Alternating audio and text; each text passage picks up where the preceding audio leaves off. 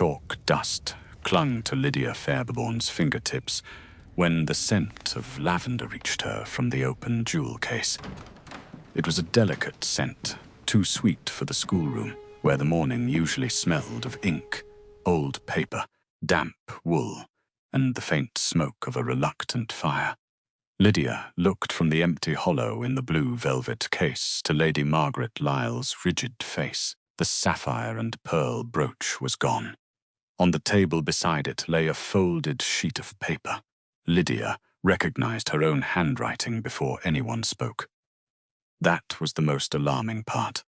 She stood beside Thomas Harcourt's abandoned Latin exercise while 6 pairs of eyes settled upon her. She was Miss Lydia Fairbourne, Governess, 24 years old, useful enough to educate a duke's wards and insignificant enough to be searched without warning. Lady Margaret lifted the letter with 2 fingers. So she said, "At last, we understand." Lydia did not. Not yet. Then Lady Margaret began to read aloud a promise, apparently written by Lydia, to deliver the missing brooch to a dealer in Exeter. By the time footsteps sounded in the corridor, Lydia understood exactly what was about to happen. She would be accused. She would be dismissed. And unless someone in Marlow House cared whether a governess was guilty before deciding what to do with her, she would leave Devon carrying a thief's name. The schoolroom door opened. Edmund Harcourt, Duke of Marlow, entered looking as though he had not slept properly in a week, and Lydia wondered why the only man with the power to condemn her looked more weary of the accusation than surprised by it. That morning had begun badly long before the brooch appeared. Thomas had refused to conjugate a mare. Anna had hidden a sugared almond inside her geography book.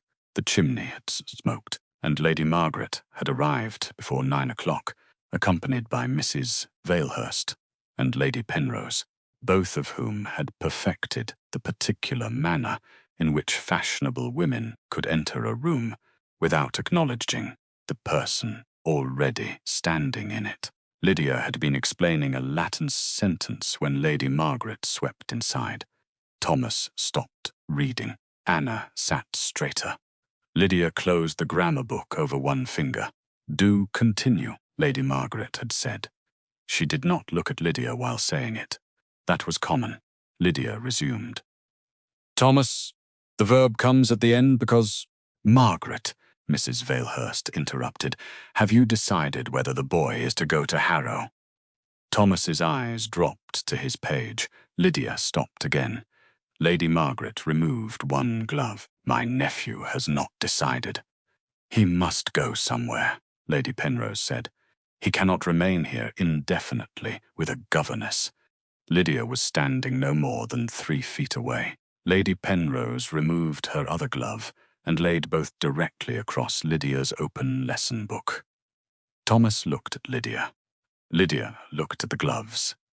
Then she picked them up, placed them neatly upon an unused chair, and continued. "As I was saying, Thomas, the verb—" "Does the governess teach Latin?" Mrs. Valehurst asked. Lady Margaret smiled faintly. "Enough for a child, I hope." Lydia's finger remained on the line. Thomas flushed. Anna said, "Miss Fairbourne knows more Latin than Uncle Edmund." The room went still. Lydia closed her eyes for half a heartbeat. Lady Margaret's expression sharpened. "Anna, but Uncle Edmund said so. His Grace was being amusing." "He wasn't." Thomas coughed into his hand to hide a laugh. Lydia said calmly, "Anna, translate the next sentence." Anna obeyed, although not before giving Lady Margaret a look that would have been dangerous in a child 10 years older. Lady Margaret had been living at Marlow House for almost 2 years, ever since Edmund's elder brother, Richard, had died unexpectedly and left Thomas and Anna in Edmund's care. She described her presence as necessary. Lydia had noticed that people who called themselves necessary were often merely difficult to remove. Lady Margaret was Edmund's widowed aunt, sister to his late father. and a woman who had spent most of her life arranging other people's conduct.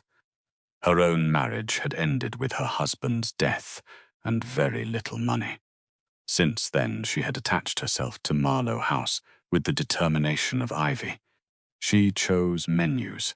She corrected servants. She advised Edmund which callers mattered. She advised Thomas how young gentlemen ought to sit. She advised Anna which books young ladies ought not to read. She advised Lydia most often of all, usually without being asked. That morning, after the discussion of Harrow, Lady Margaret watched Thomas stumble through a passage. He knew the words. Lydia could see it. His finger tightened on the page each time he was made to read aloud before visitors. Again, Lady Margaret said. Thomas began. He lost his place. Mrs. Valehurst sighed. Lady Penrose examined the ceiling. Lady Margaret said, "This is precisely what I mean. He has grown soft." Thomas's jaw tightened. Lydia said, "He has grown observed." Lady Margaret turned. For the first time that morning, she looked directly at Lydia. "I beg your pardon?" Thomas knows the passage. He dislikes performing it before strangers. A gentleman who inherits responsibility cannot dislike being observed. He is 12. He will not remain 12. "No," Lydia said, "but he is 12 today." Anna smiled into her sleeve. Lady Margaret's mouth thinned. Thomas kept his eyes on his book, but some tension left his shoulders. Lady Margaret walked toward him. "Your attachment to Miss Fairbourne has made you indulgent with yourself." Thomas looked up. "I am not indulgent." "Then prove it." He began the passage again. He reached the same sentence. He faltered. Lady Margaret gave a soft sound of disappointment. Thomas's face reddened. Lydia stepped closer to the table. "That is enough." Lady Margaret's gaze returned to her. "I did not ask you." "No." Lydia kept her voice even. "You?" asked Thomas. "He has answered 3 times. Lady Margaret drew herself upright. "Miss Fairbourne, affection from children can be very flattering to a woman in your position, but it should not be mistaken for authority." Lydia felt Thomas go still beside her. Anna whispered, "Aunt Margaret." Lady Margaret ignored her.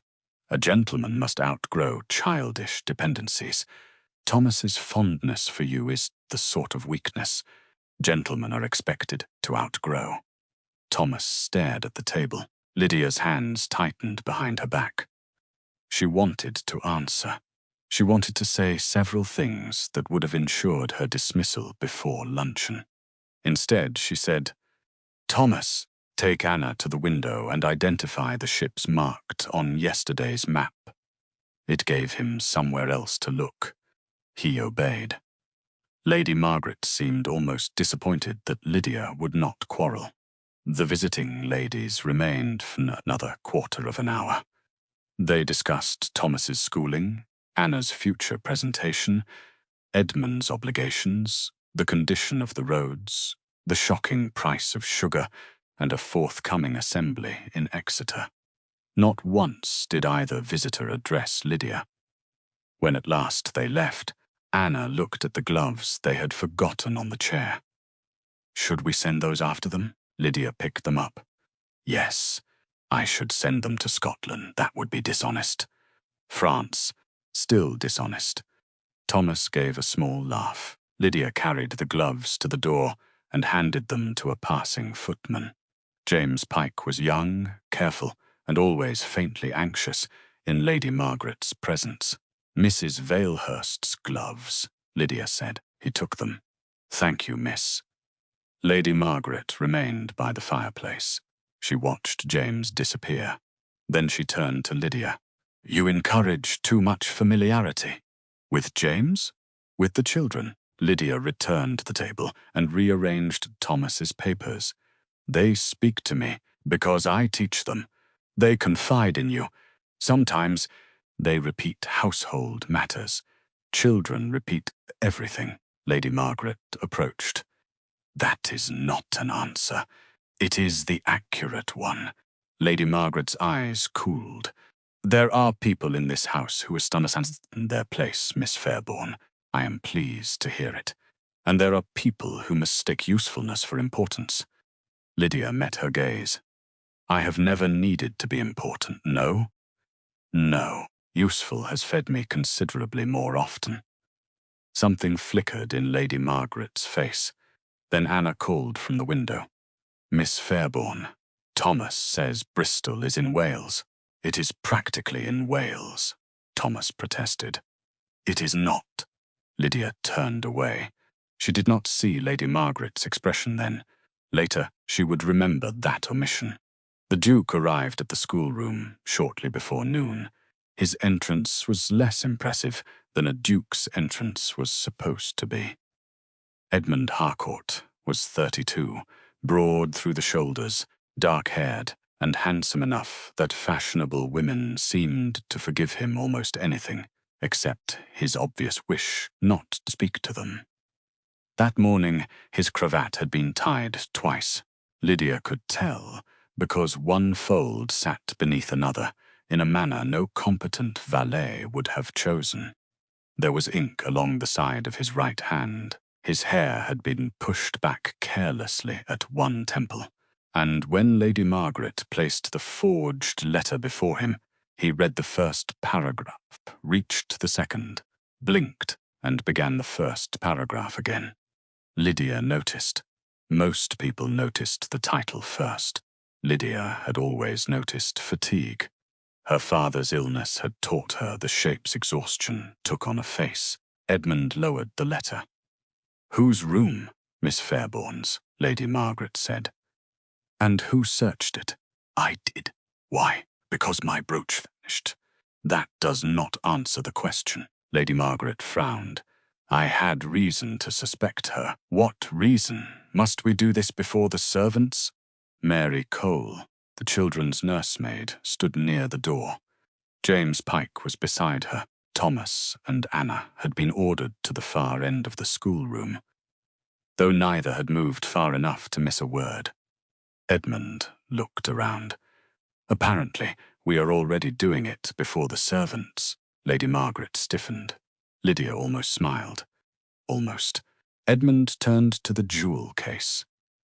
This was yours, your mother's before me. That changed something in his expression, only slightly. The sapphire and pearl brooch had belonged to the late Duchess. Edmund's mother. Lydia had seen Lady Margaret wear it twice. It was not enormously valuable by the standards of Marlow House, but it carried family importance. Lady Margaret knew that. So did Edmund. You last wore it when? He asked. Sunday. Today is Thursday. I had no occasion to open the case until this morning. And the letter, found beneath Miss Fairbourne's stockings. Anna made an outraged sound. Lady Margaret ignored her.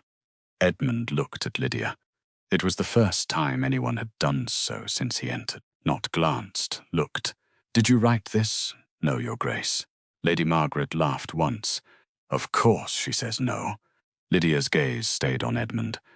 No. He looked down at the paper again. Lady Margaret stepped closer. The matter is perfectly plain. She has had access to the family rooms. The children wander everywhere, and she follows. She knows the value of the piece. She has arranged to sell it. To whom? Lady Margaret tapped the letter. A dealer in Exeter. Edmund read. Lydia could see the strain at the corners of his eyes. Lady Margaret continued. She must leave today. Anna said, no. Thomas said more quietly. She did not do it. Lady Margaret turned on them. Both of you will be silent. Anna's chin lifted. Miss Fairbourne would not steal. You are a child. I still know her. Children know nothing about the people who make themselves agreeable to them. Lydia said, Lady Margaret, you will not address me in that tone. I have used no tone. Mrs. Valehurst and Lady Penrose had returned by then, drawn back by the commotion, after the discovering that Lady Margaret's famous brooch was missing. They stood near the doorway like spectators who had paid well for their seats. Lady Penrose murmured, How dreadful. Mrs. Valehurst whispered something about references. Lady Margaret said, "I shall have her trunks examined, and a carriage called." Lydia drew breath. "If I might," Lady Margaret spoke over her. "There is nothing you can possibly say. I believe there is. You have already denied it. I have not yet been asked where I was when the brooch—" "Enough!" Lady Margaret's voice cracked across the room. Anna flinched. Thomas's fists closed. Lydia felt heat rise into her face. Not shame, anger. She hated being spoken about, as though she were a chair with a stain on it. She opened her mouth again. Edmund raised one hand. He did not strike the table. He did not shout. He merely raised his hand, and the schoolroom fell silent. He looked at Lady Margaret first, then at Lydia. "Miss Fairbourne has been spoken about quite enough." His voice was low. "I should like her to speak first," Mary Cole gasped. It was small, quickly smothered, but everyone heard it. Lady Margaret stared at him. "Edmund." He did not look away from Lydia. "Miss Fairbourne." For a moment she forgot what she had meant to say. Not because his intervention had rescued her. It had not. The letter still existed. The brooch was still missing. She was still a governess, facing a duchess's family, and a magistrate, if matters worsened. But he had done something nobody in that room had thought necessary. He had made space for her voice. Edmund glanced toward the wall. An unused chair stood there beneath a framed map of the western counties. He crossed the room, pulled it forward, and set it opposite his own. "Sit, if you please." Lady Margaret looked appalled. Lydia looked at the chair. A foolish object. Wood, horsehair, faded green cloth. Yet it seemed more startling than any speech he might have made. She sat, not because she was weak, because standing while titled people questioned her would turn the matter into a performance of rank. Sitting made it a conversation. Edmund sat opposite. "Begin wherever you think I ought to begin." Lydia folded her hands. "With Sunday." "Very well." Lady Margaret wore the brooch to the church. I saw it because Anna asked whether sapphires were heavier than glass. Anna nodded vigorously. "They are." "No one asked you," Thomas whispered. Edmund's mouth almost moved. Lydia continued. After church, Lady Margaret returned to the drawing room. I took the children to luncheon. I did not enter her rooms at any point on Sunday and Monday. I was with Thomas from 8 until 11. Anna joined us until noon. In the afternoon, we walked toward the lower meadow with Mary Cole. Mary nodded. Tuesday, the same morning lessons. In the afternoon, I went to the village bookshop. For what? A replacement copy of Caesar, because Thomas spilled chocolate over the old one. Thomas said, "It was an accident. It was an avoidable accident. It slipped." "You balanced the cup on the book." Edmund looked at Thomas. Thomas sank lower in his chair. Lydia continued. "Yesterday I remained with Anna most of the afternoon because she had a headache." Edmund looked at Anna. "Did she?" Anna nodded. "Miss Fairbourne read to me." "What?" Lydia answered. "A history of Rome." Anna added, "The murders, the political transitions," Lydia corrected. Thomas snorted. For the first time since the accusation began, Edmund smiled. It vanished quickly. "And today, I have been here since 7:30. Lady Margaret said, "This proves nothing. She could have taken it at any time." Edmund held up a finger. "Aunt." Lady Margaret stopped. He turned back. The letter. Lydia looked at it. "May I see it?" Lady Margaret protested. Edmund passed it across. Lydia took the page. Her own hand stared back at her. Almost. The shape of the letters was correct. The slope was familiar. Even the way the lower loop of the letter G narrowed toward the left had been copied. But something felt wrong. She read the sentence again. "Then again. I did not write this." "We have established that you say so," Lady Margaret replied. Lydia ignored her. Edmund asked, "Why?" "It resembles my hand. I can see that." "It resembles the hand I use when teaching." He leaned forward slightly. Lydia ran one fingertip beneath a line. "When I write for Thomas or Anna to copy, I make each letter larger and more separate than I would in a private note." Edmund looked at the page. "And this is that hand?" "Yes." Could someone know the difference? Anyone who saw both. Lady Margaret said, "Convenient." Lydia turned to her.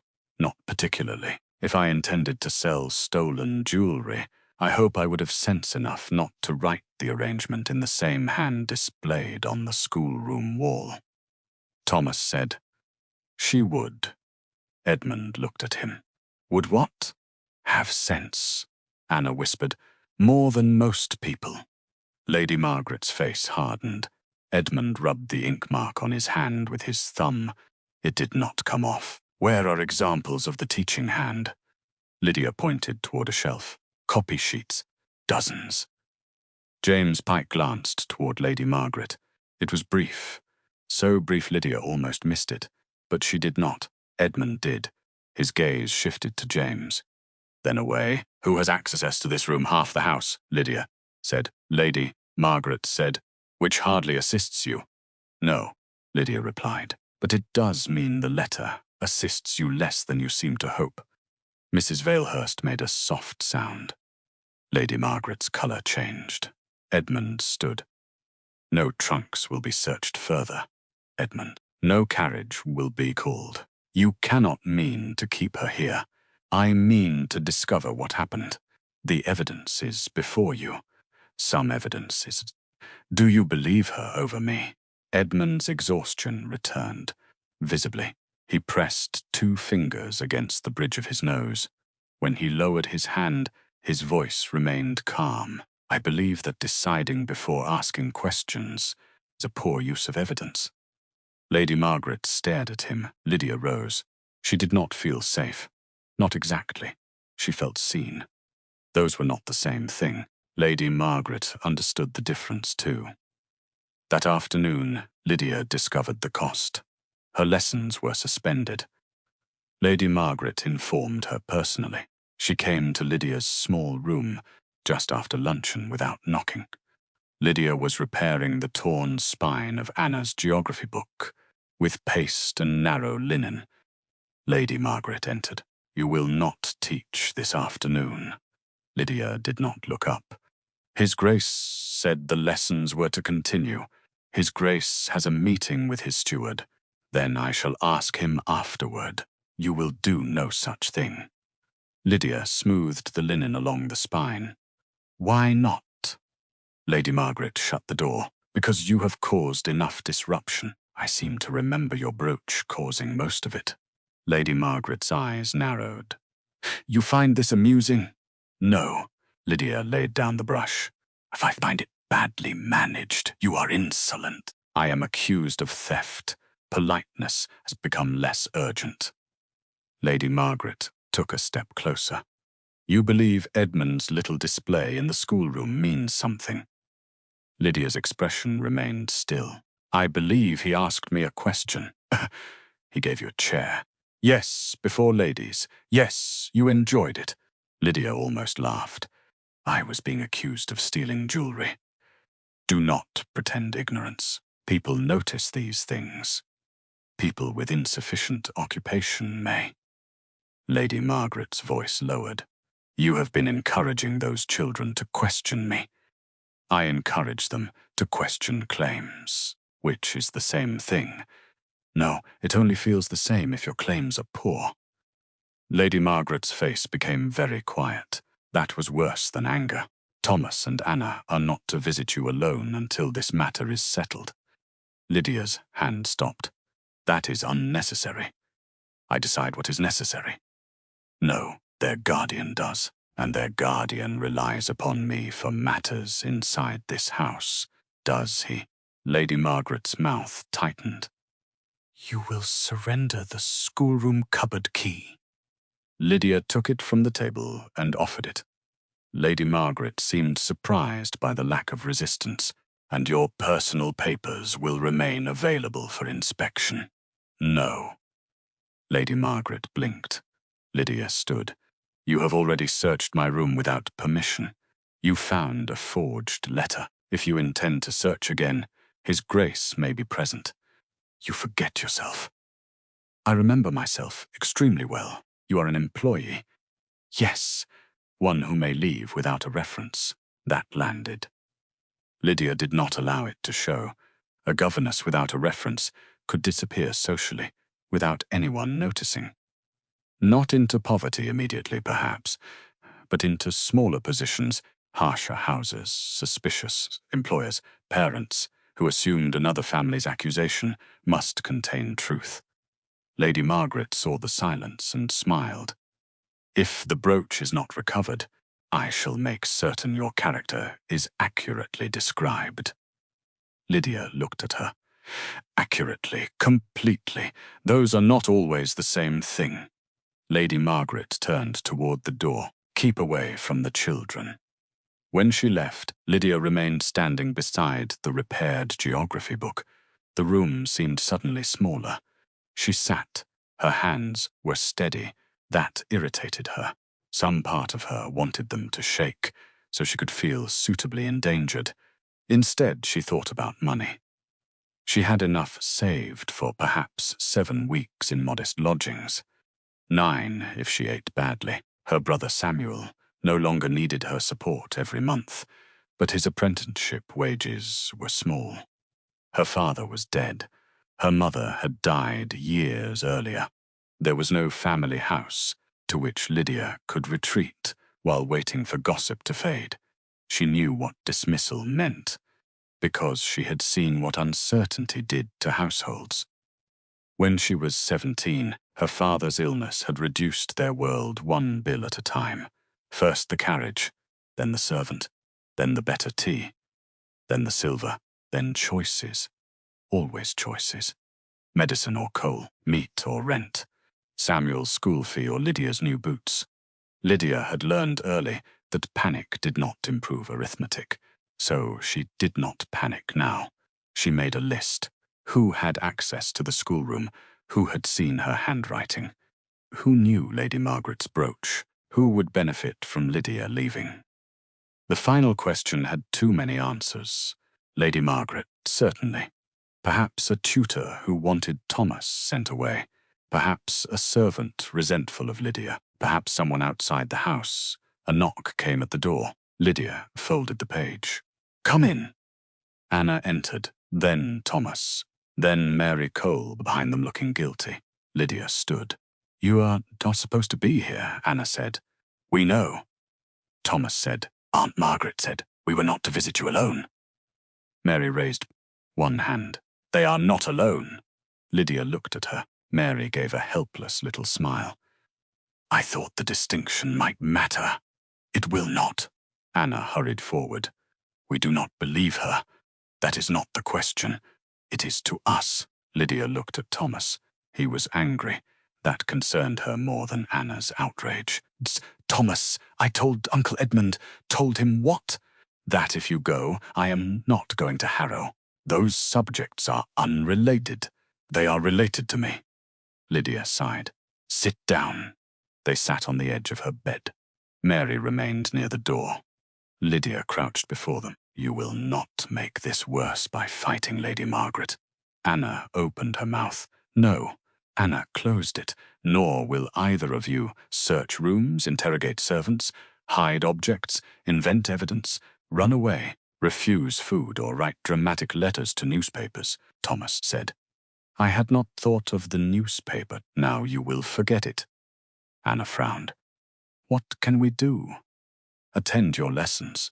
They are suspended, then read. Thomas groaned. That is your great rebellion? Yes, it is poor. It is effective. Anna touched Lydia's sleeve. Are you frightened? Lydia considered lying. Children noticed lies better than adults imagined. Yes. Anna's eyes widened. Thomas looked at her. Lydia continued. Being frightened is not the same as being helpless. Thomas said, What will you do? Pay attention. That evening, Lydia ate alone. No instruction had been issued that she must, but when she entered the servants' dining room, conversation faded. Not everyone believed Lady Margaret. That was almost worse. Those who doubted the accusation still feared being seen to doubt it. James Pike avoided her eyes. Mary Cole sat beside Lydia and talked loudly about the weather. Lydia appreciated the effort. She wished Mary would stop. The next morning, shortly after 8, Lydia returned to the schoolroom because no one had formally forbidden her from arranging books. She found Edmund there. He was standing beside Thomas's desk with a Latin grammar open in one hand. The room had not yet warmed properly, and the fire gave more crackle than heat. Morning light pressed weakly through the tall windows, turning the dust above the desks into tiny drifting specks of silver. He looked up. "Miss Fairbourne, Your Grace, I was told your lessons had been suspended. So was I. I did not suspend them." "No. Did you?" She raised an eyebrow. "No." His mouth moved faintly. "I thought not." He closed the grammar and ran his thumb over the worn leather at its spine. "Thomas and Anna will be here in 10 minutes. Lydia looked at him. "Lady Margaret will object, almost certainly." "You say that very calmly. I have known my aunt since childhood. Then perhaps you are accustomed to danger." "But—" He laughed. It was brief and surprised, as if the sound had escaped without permission. Lydia noticed how much younger he looked when he did it. Then he rubbed his eyes. "Did you sleep, Your Grace?"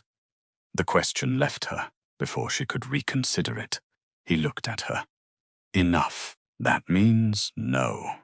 It means I am a duke and therefore entitled to answer imprecisely. That must be useful, less than advertised." Lydia moved around Thomas's desk, straightening 2 quills and brushing a trail of crumbs from the corner. "You should not be here if you have work elsewhere." "I do have work elsewhere." "Then that appears to settle the matter." "It does not."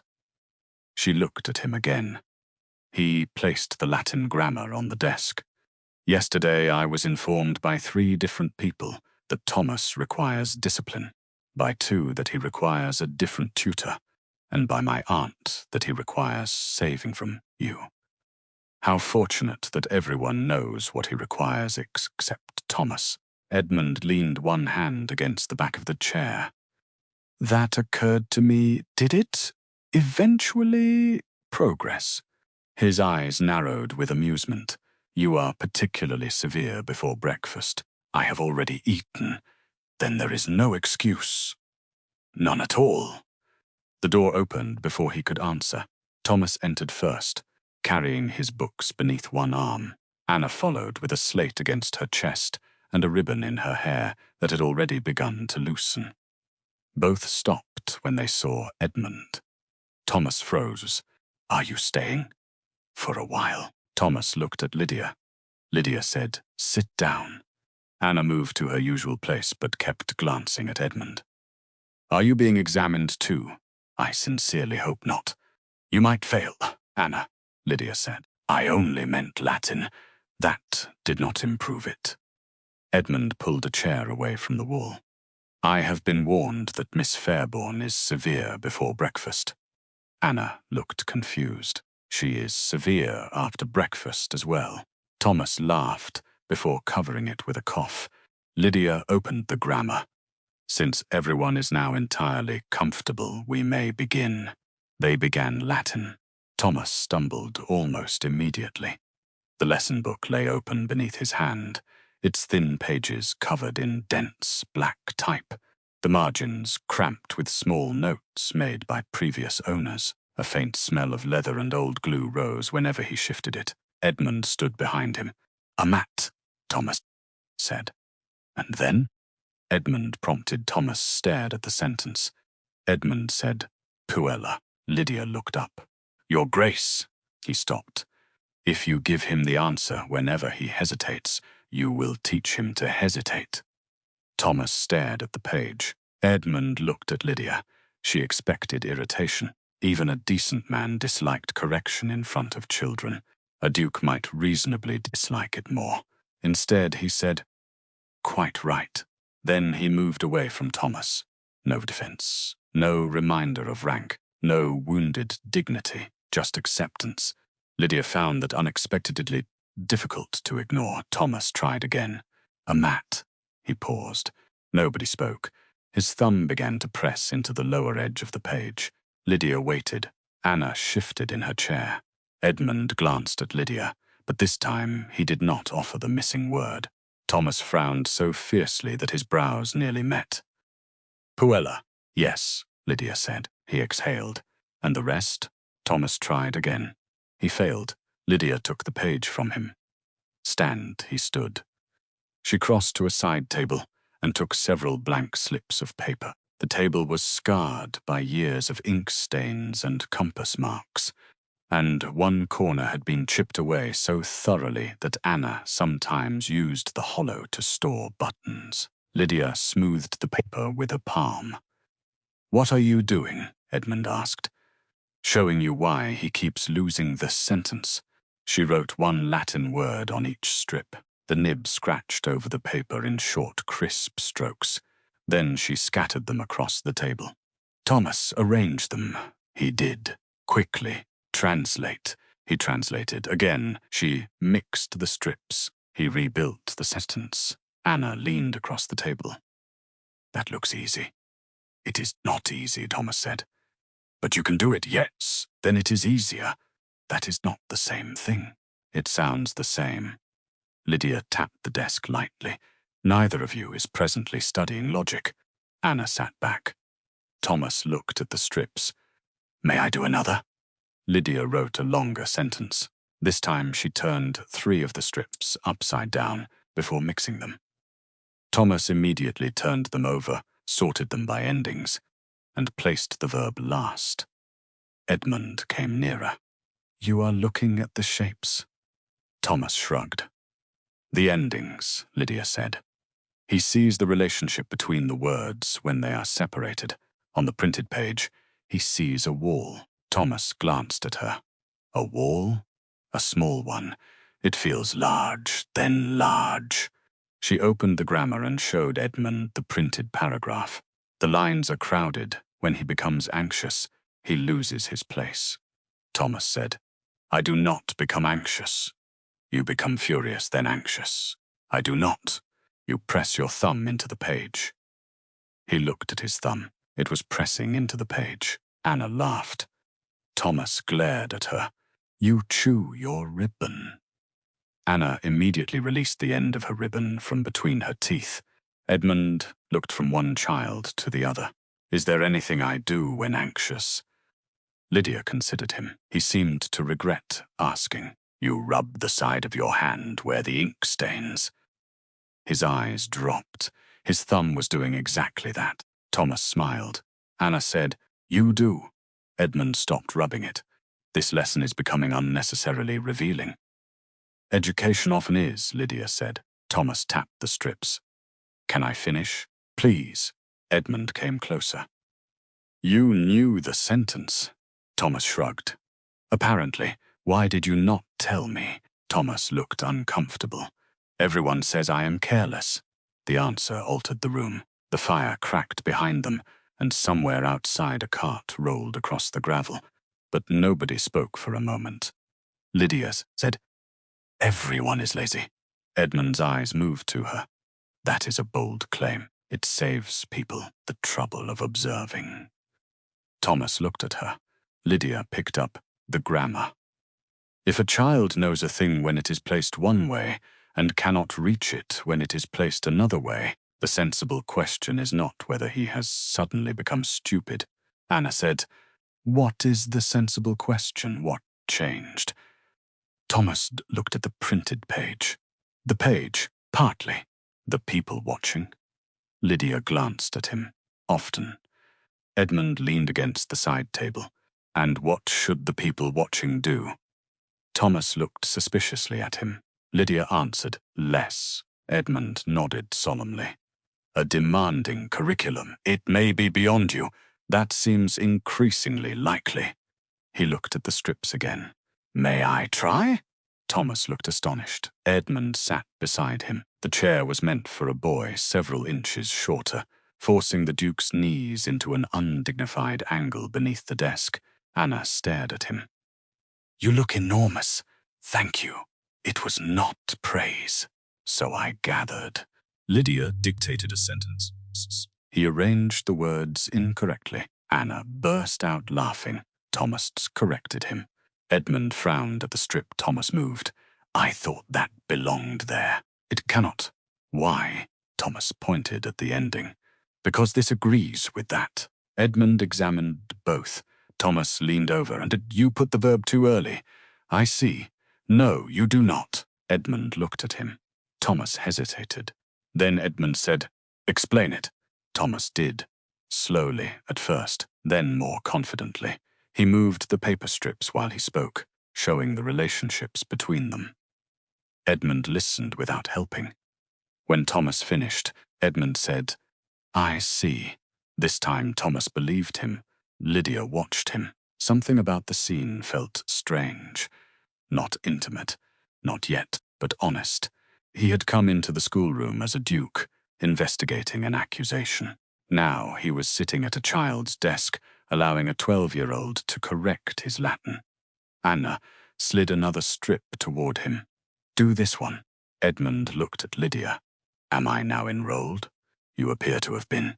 Do I receive luncheon? Only if your work improves. Thomas grinned. Edmund deliberately misplaced the verb. Thomas caught it instantly. You did that on purpose. Can you prove it? Yes. How? You were looking at Miss Fairbourne to see if she noticed. Edmund looked at Lydia. Lydia folded her arms. He observes more than people think. So I am discovering. Lady Margaret entered halfway through the lesson. She stopped at the threshold. The atmosphere changed before anyone spoke. The laughter disappeared as quickly as warmth when a door opened in January. Edmund, he looked up. Aunt, I understood Miss Fairbourne's duties were suspended. They were. Then why is she teaching? Because I restored them. Lady Margaret looked at Lydia. Lydia did not pretend not to notice. Without consulting me, Edmund said, I did not realize consultation was required. The household is already talking. Households do. You make this more difficult. No. The missing brooch makes this difficult. Lady Margaret stepped into the room. The hem of her gown brushed against a pile of paper strips on the floor, and she looked down as though the lesson itself had offended her. Her presence is disruptive, Anna said. Only to you, Lydia turned. Anna. Edmund lowered his face. Lydia suspected he was hiding another smile. Lady Margaret heard it anyway. You permit this? Edmund looked up. No. Then to Anna, he said. Apologies. Anna sighed. I am sorry, Aunt Margaret. Lady Margaret waited. Anna added, that I said it aloud. Anna. Sorry. Lydia pinched the bridge of her nose. Edmund stood. The lesson continues. Lady Margaret looked between them. You are being manipulated. Lydia went still. Edmund's expression did not change. By whom? Do not be absurd. I am asking. Lady Margaret's mouth tightened. By a woman who understands exactly how to make herself necessary. Thomas stared at his copy strips. Lydia stepped forward. Lady Margaret, if you wish to insult me, I would prefer you do it outside the children's hearing. Lady Margaret's eyes flashed. Edmund said quietly, as would I. For one long second, nobody moved. Then Lady Margaret left. The door closed. Thomas exhaled. Anna said, May we continue Latin now? Lydia stared at her. Anna smiled sweetly. We have become very devoted to scholarship. Edmund sat again, though this time he selected an adult chair. I fear scholarship may not survive us. It has survived worse, Lydia said. Thomas gathered his strips. May I keep these? Lydia nodded. You may make your own for tomorrow. His expression immediately became less enthusiastic. Must I? That is usually how learning works, Edmund said. I thought the Duke was entitled to answers. Lydia handed him a blank strip. The Duke may begin with the verb. 2 days later, Lydia was summoned to the library, not by Lady Margaret, by Edmund. The library at Marlow House occupied almost the full western side of the ground floor, and late morning light lay in long, pale rectangles across the carpet. The shelves rose higher than Lydia could comfortably reach, dark mahogany crowded with calfskin bindings, cracked vellum, gilt titles, rolled maps, and the occasional object someone had apparently placed there 50 years earlier and forgotten. The room smelled of beeswax, leather, dust, and the faint mineral scent of a fire that had burned down to red coals. She found Edmund standing beside a table, covered with books. Too many books. Thomas and Anna were there as well. Anna sat cross-legged on a chair, reading the title page of a thick volume. Thomas looked horrified. Edmund gestured toward the table. I require assistance. Lydia approached. With what? Books. I had gathered that. For their lessons, she examined the pile. Ancient history, mathematics, French, geography, natural philosophy. One enormous history of Europe bound in dark calfskin. Lydia lifted it. The volume was so heavy that the table gave a faint groan when she moved it. This is unsuitable. Edmund looked offended in a mild, theatrical way. I selected it myself. That explains it. Thomas coughed. Anna whispered. Miss Fairbourne. Edmund folded his arms. Why? Why? Lydia opened the book. The pages smelled faintly musty, and the type was dense enough to make even her eyes rebel. Anna. Anna looked up. Read the first paragraph. Anna obeyed. She reached the end. Lydia said, Explain it. Anna stared. The king was angry. Which king? Anna looked at the page. There are 3, exactly. Edmund came closer. Anna attempted again. One king was angry because another king had promised something to a prince. Which prince? Anna stared harder. Thomas wandered over. There are 2 princes. Anna shut the book. I dislike all of them. Lydia held out her hand. Edmund passed her the volume. It assumes familiarity with events she has not yet studied. The sentences are twice as long as they need to be. Half the footnotes are in French, and the author appears offended by children. Edmund flipped several pages. How can an author be offended by children? By writing as though none should ever read him. Thomas smiled. Edmund ran one finger down a paragraph. Perhaps he expected tutors to explain it. Then he wrote a book for tutors. Is that forbidden? No, it merely makes the book unsuitable for Anna. Anna nodded. I prefer books written for Anna, an exacting literary standard, Edmund said. Lydia set the volume aside. What else? Edmund showed her another. She opened it. No. You have not read a word. I have seen this edition. What is wrong with it? It explains mathematics by assuming the reader already understands mathematics. Thomas leaned forward. I like it. Of course you do. You already understand the first 6 chapters. Edmund picked up a geography text. This? Lydia checked the date. Out of date. The shape of Europe cannot have altered so quickly. She looked at him. Thomas said, It has. Edmund looked betrayed. Lydia turned 3 pages and showed him an obsolete border. Books age too. Disappointing. Only if you purchase them badly. He glanced at the towering shelves. My ancestors purchased most of these. I shall try not to offend them. Most are dead. Then they are less likely to object. Anna laughed. Edmund set the book aside. What would you choose? Lydia selected a smaller volume. This. It has fewer pages, an advantage when the reader is 10. Anna nodded firmly. Edmund looked at the illustrations. They are rather plain. She is learning history, not upholstery. Anna laughed. Edmund looked at Lydia. Again, no irritation, only thought.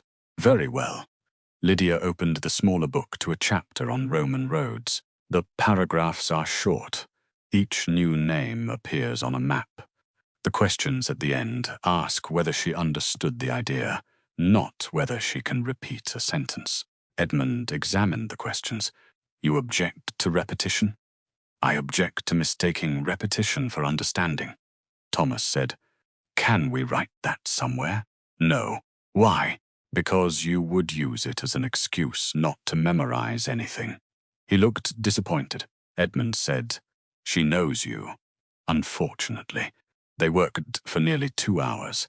Lydia rejected 6 books. Edmund defended 2. She accepted one of those.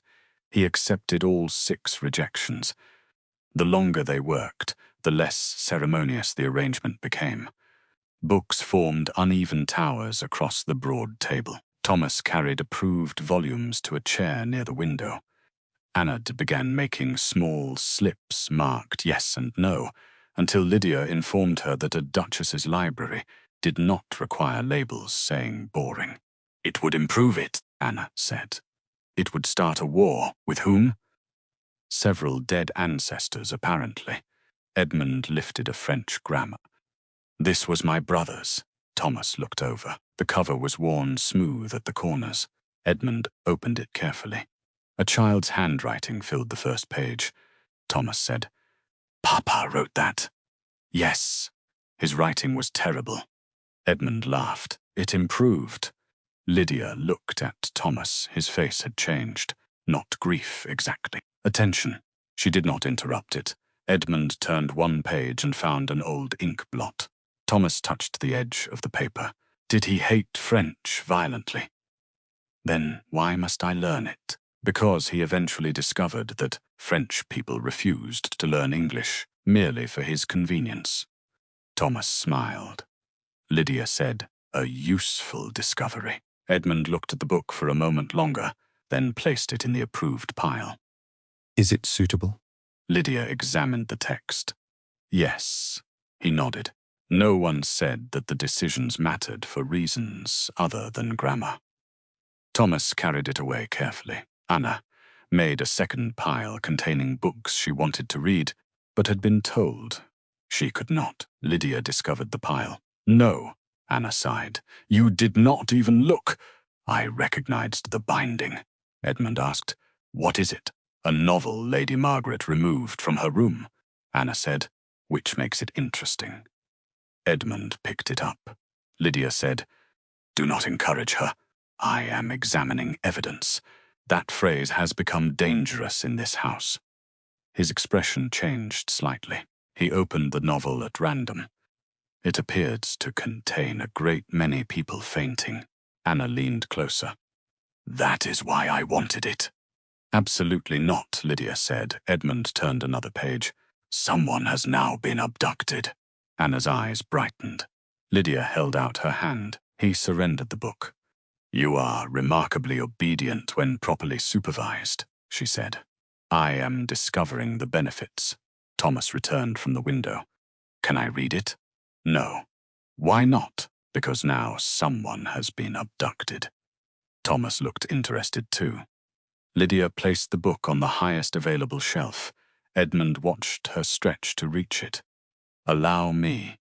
I can manage. I am taller, an accomplishment requiring very little discipline. He took the book from her and placed it beyond Anna's reach. Anna frowned. That is abuse of height, Edmund said. Right to Parliament. Lydia turned back to the table, but she was smiling. The brooch remained missing. So did any certainty about the forged letter. Edmund had questioned servants. Lydia knew because whispers travelled. James Pike had apparently said very little.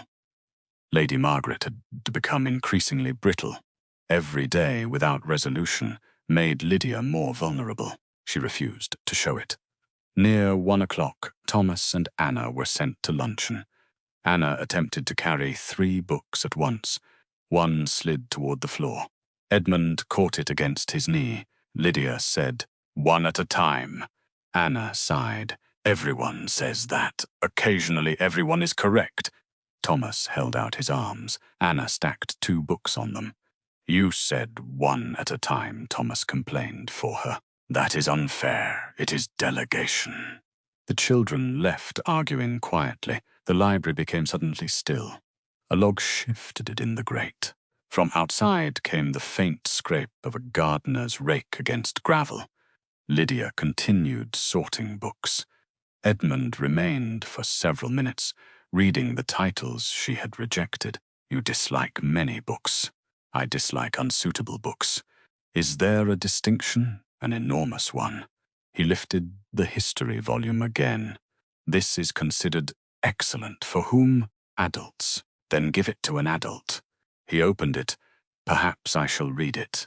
Lydia looked at him. Have you? He glanced down at the pristine pages. No. Then we have discovered why it survived your childhood in such good condition. Edmund laughed. He disappeared shortly afterward. She assumed he had gone to eat. 20 minutes later he returned, carrying a plate. Bread, cold chicken, an apple.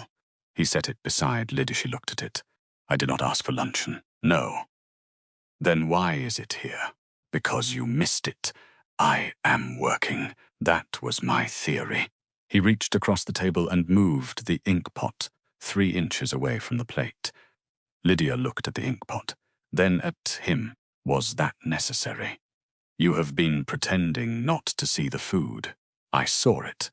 Then my intervention succeeded. She picked up the apple. It was cool from the pantry, the skin smooth and red beneath her thumb. You are very managing for a man who claims to dislike interference. I am learning from my aunt. That should alarm you. It does. He turned back to the books. Lydia took a bite. The apple cracked sharply in the quiet room. Edmund looked over. She raised an eyebrow. Must I now be observed eating? No. Good. I was only confirming that the plan succeeded. Do not become proud. He looked down at another volume. What would constitute success? Leaving the room. Severe. You have already been warned. He remained. Lydia ate the chicken. Neither mentioned it again. The smallness of the gesture troubled her more than grandeur would have. Grand gestures demanded gratitude. This demanded nothing. On the 4th day after the accusation, a visiting tutor named Mr. Cresswell arrived to examine Thomas. Lady Margaret had arranged the visit weeks earlier. She insisted it proceed. The examination took place in the schoolroom shortly after 11. Someone had added coal to the fire, making the room uncomfortably warm near the grate, while the windows remained cold enough for a faint film of mist to cling to the lower panes.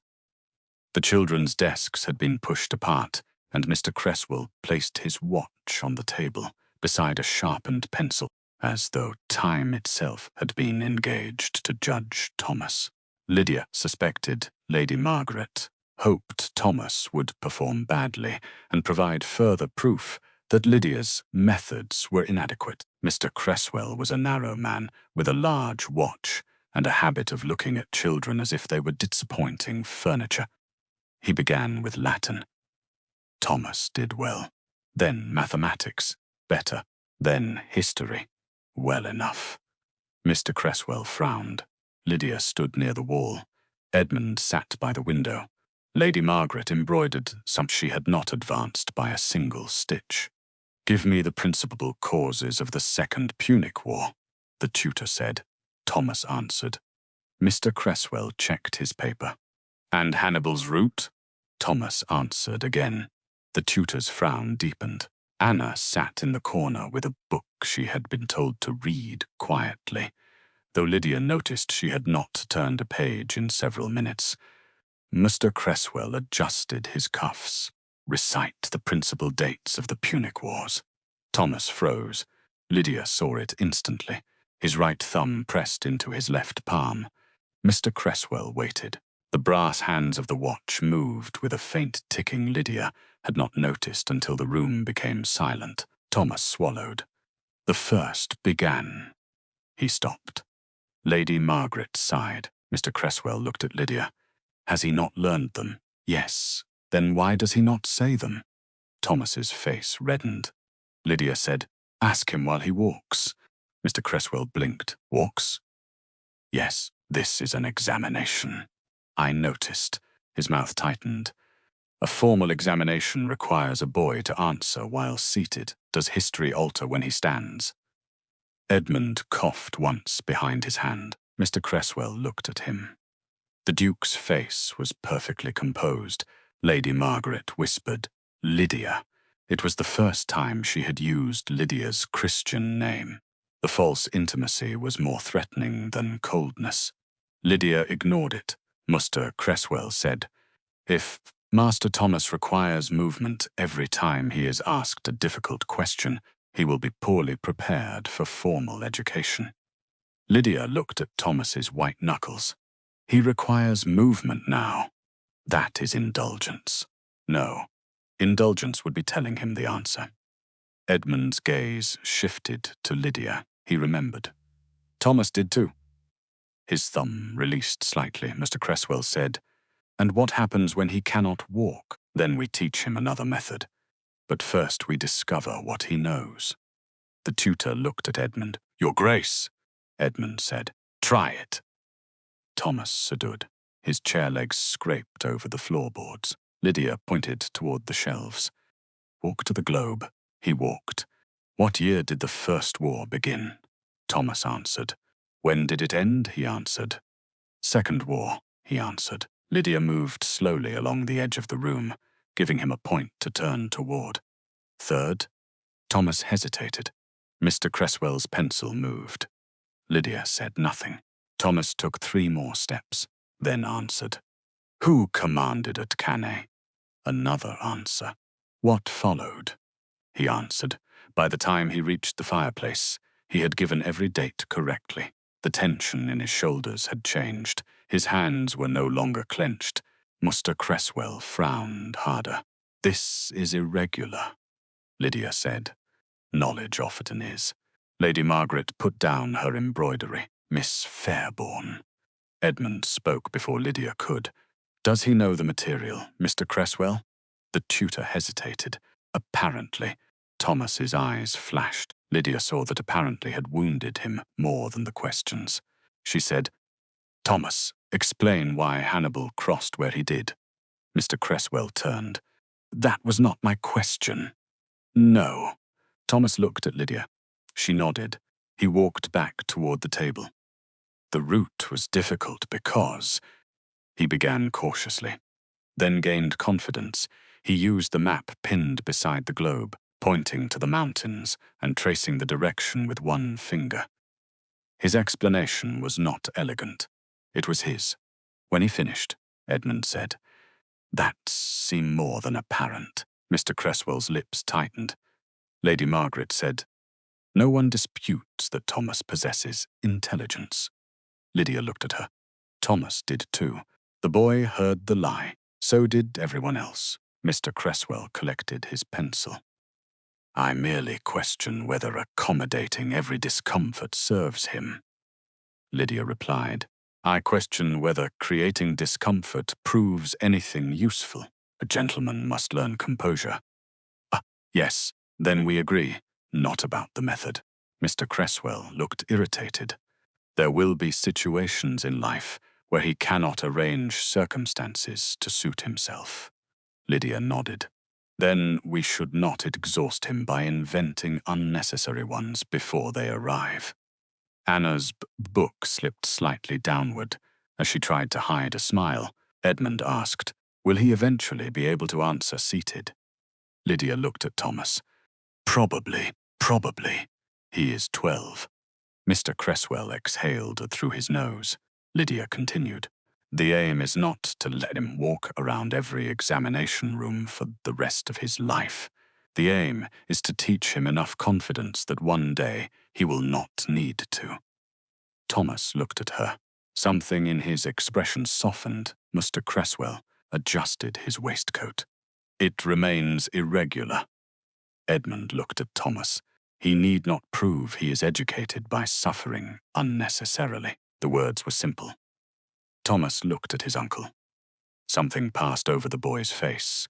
Not affection, exactly relief. Lady Margaret picked up her embroidery again. The needle entered the same place twice. Later, after Mr. Cresswell left, Lydia found Edmund in the schoolroom, helping Thomas gather scattered counters. The examination had left the room untidy. A map hung crookedly from one pin, several pencils lay beneath the table, and the sunlight had moved far enough across the floor to catch the scratches made by generations of chair legs. Edmund picked up one counter from beneath a chair. Thomas took it from him. "Thank you." Edmund looked mildly surprised by the formality. "You are welcome." Thomas gathered the rest into a wooden box. "Did I do badly?" Edmund's expression changed. "No, Mr. Cresswell thought I did. Mr. Cresswell thought you did something differently.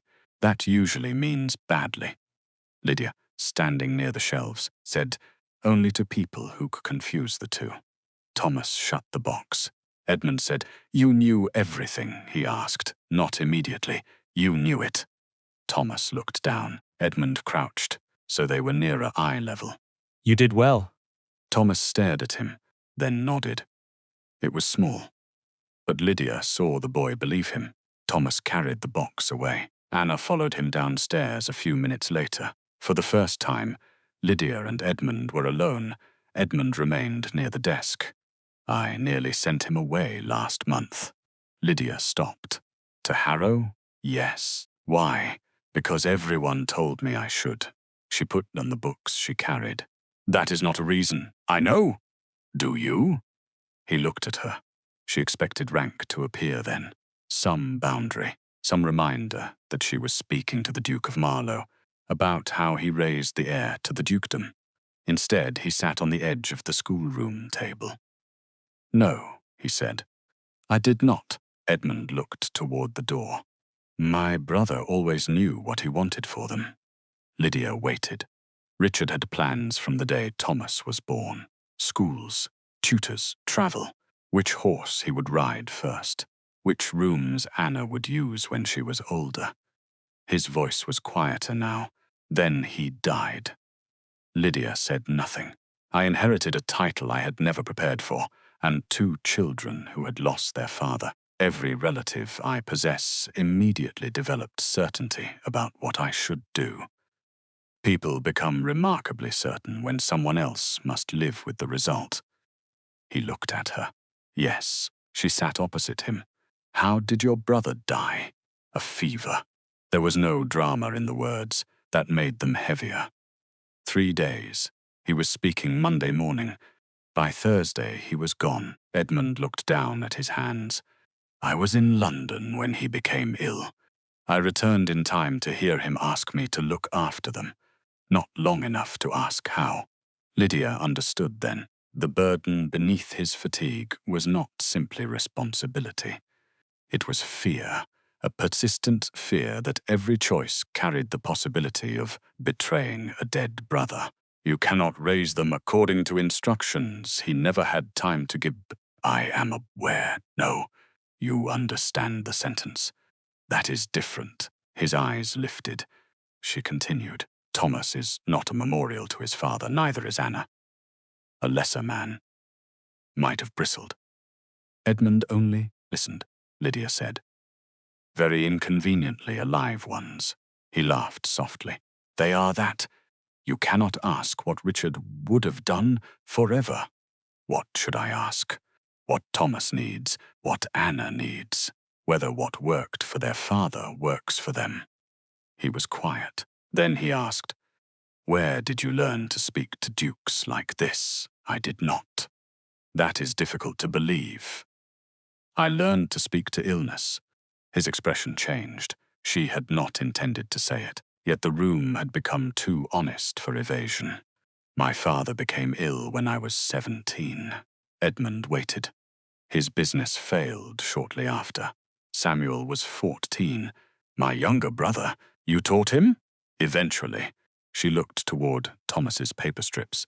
"Samuel was clever, very clever, but when a master stood over him and demanded that he recite, His mind simply stopped. They called him lazy.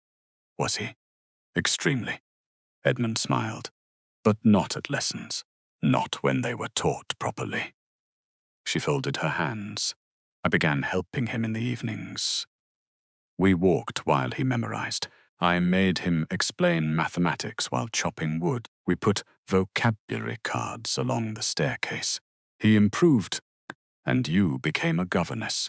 I became someone who could be paid for knowing why frightened children forget things. Your father, he died 2 years later. I am sorry. She nodded. There was no need to soften it. Samuel is apprenticed now. He writes to complain that his employer is a fool. Is he? I have never met the man, but Samuel has considered most people fools since the age of 9. Edmund's smile remained. What did hardship teach you, Miss Fairbourne? That sympathy without usefulness is decoration. He studied her. And usefulness without sympathy, she considered. Efficient cruelty. Neither spoke for a moment. Rain ticked against the window. Edmund looked toward Thomas's desk. I do not want to be cruel to them. I know. How? Because cruel men rarely lose sleep wondering whether they are cruel. He looked exhausted again. But less alone. Several days later, maps covered the schoolroom floor.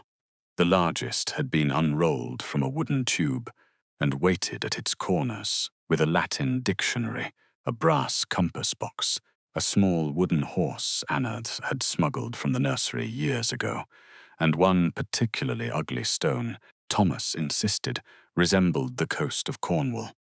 Smaller maps overlapped it like fallen cards. The room smelled of paper, sealing wax, and the clean dampness that entered whenever the windows were opened after rain. Lydia had decided Thomas understood geography better when allowed to see scale physically rather than through columns of place names. Edmund had arrived halfway through the lesson and made the mistake of asking a question. That had led to another now. He sat on the carpet, with one knee raised, holding a ruler. Anna was arranging paper labels. Thomas was measuring distances. Lydia stood over all three. Exeter to Bristol, she said. Thomas measured. Edmund offered 70 miles. Lydia looked down. Do not answer. I was helping. You were interrupting. Edmund closed his mouth. Anna looked delighted. Thomas measured. Almost 80. Good. Edmund said nothing. Lydia looked at him. You may speak now, thank you. His dignity was impressive under the circumstances. He shifted the ruler between his fingers. May I ask a question? You just did. Thomas grinned. Edmund looked at Lydia. May I ask a useful question? That depends upon the question. Why are we measuring roads as though they are straight? Lydia nodded. That one may survive. He looked pleased, Thomas said. Because the map cannot show every turn. Good. And because we are learning scale first, Lydia added. Accuracy becomes more complicated later. Anna placed a label over Plymouth. Thomas moved it. That is not Plymouth. It is close. It is in the sea. Anna looked at the label. Ships go there. Ships are not Plymouth. Edmund leaned over the map. This is a philosophical dispute. It is not, Lydia said. Thomas appears emotionally invested because she has drowned an entire town. Anna moved the label inland by 2 inches. There. Thomas groaned. Now it is somewhere else entirely. Lydia handed Anna the gazetteer. Find it. Anna opened the book with exaggerated suffering. Edmund whispered, severe after breakfast. Lydia heard him. So I have been told. He looked innocent. Lady Margaret entered. She stopped. Her gaze travelled from Edmund sitting on the floor to Lydia, standing above him. The silence sharpened. What is this? Geography, Anna said. I can see that. Then why did you ask? Lydia turned her face away. Thomas bit his lip. Edmund looked up at his aunt. We are discussing Thomas's schooling. Lady Margaret's expression brightened slightly. At last, Lydia heard the danger. Edmund tapped the ruler against the map. I am reconsidering, Harrow. Lady Margaret stared. Reconsidering? Yes. On whose advice? Her eyes moved to Lydia. There it was. Not curiosity, accusation. The governess has persuaded you. Edmund looked back at the map. Miss Fairbourne was advising me. The correction was quiet. Lady Margaret heard every inch of it. Lydia did too. Not the governess, Miss Fairbourne. A person, not a function. Lady Margaret said, a paid employee is determining the heir's education. Lydia answered before Edmund could. No, his guardian is determining it. Lady Margaret looked at her. After your advice, that is generally how advice works. You presume far beyond your position. Lydia crouched and straightened a corner of the map. Her palm slid over the thick paper, flattening a curl near the English Channel. Then His Grace is free to disregard me. Edmund said, I have not yet found a reason to. Lady Margaret went very still. Anna's hand paused over a paper label. Thomas looked down. Edmund seemed to recognize the force of what he had said only after it was spoken. But he did not withdraw it. Lady Margaret's gaze moved to him. You cannot seriously intend to alter Thomas's future because a governess dislikes tradition. Edmund set down the ruler. I intend to alter nothing today. Then why discuss it? Because decisions improve when discussed before they are made, with appropriate people. Lydia's fingers rested on the edge of the map. Edmund looked up. Miss Fairbourne teaches him every day. She is paid to teach him, which seems relevant to a discussion of his education. Lady Margaret's mouth tightened. He cannot remain hidden in a schoolroom forever. Thomas's face changed. Lydia saw it, so did Edmund. The Duke rose from the carpet. Nobody said he would. He requires boys of his own rank. He requires boys his own age. They are not the same, no. Lady Margaret looked briefly triumphant. Edmund continued, which may be part of the problem. Her expression changed. Lydia stepped in before the discussion became something Thomas would have to endure. Thomas, measure Exeter to London. He bent over the map. The message was clear. The adults could debate. The child would not be turned into the debate itself. Lady Margaret saw that too. Her eyes settled on Lydia. Then she left without another word. When the door closed, Anna released the breath she had been holding. Thomas kept his ruler on the map. Am I going? Edmund looked at him. Not today. That is not what I mean. No. Edmund lowered himself back to the carpet. We are deciding what is best. Thomas looked at Lydia, she said, which means you are allowed an opinion, not a veto. What is the difference? You may tell us what you think, and then you can ignore it. Yes, he frowned. Edmund said, she is very honest. Unfortunately, Lydia pointed at the ruler. London. Thomas measured. The lesson continued. For several minutes, nobody mentioned Harrow. Anna finally located Plymouth correctly. Edmund applauded once. Lydia told him not to encourage excessive celebration. Then Thomas asked a question about school. Edmund did not look at Lydia for the answer. He asked Tossint her opinion directly. What would you do? Not what should a governess do. Not what did children usually do. What would you do? Lydia sat on the carpet across from him. The map lay between them, England spread beneath their hands. I would wait 6 months. Why?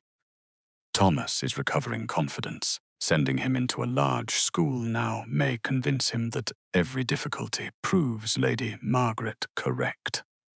Thomas looked embarrassed. Lydia continued, I would hire a mathematics tutor twice weekly. Keep Latin here. Increase riding.